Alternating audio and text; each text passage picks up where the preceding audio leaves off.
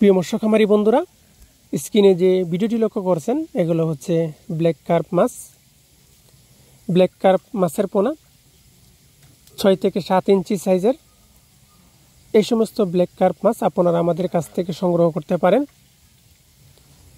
যে সকল পুকুরে শামুক বা ঝিনুক রয়েছে সে সকল পুকুরে এই সমস্ত বড় সাইজের ব্ল্যাক কার্প মাছের পোনা চাষ করতে পারেন। কারণ ব্ল্যাক কার্প মাছ পুকুরের শামুক বা ঝিনুক খেয়ে থাকে।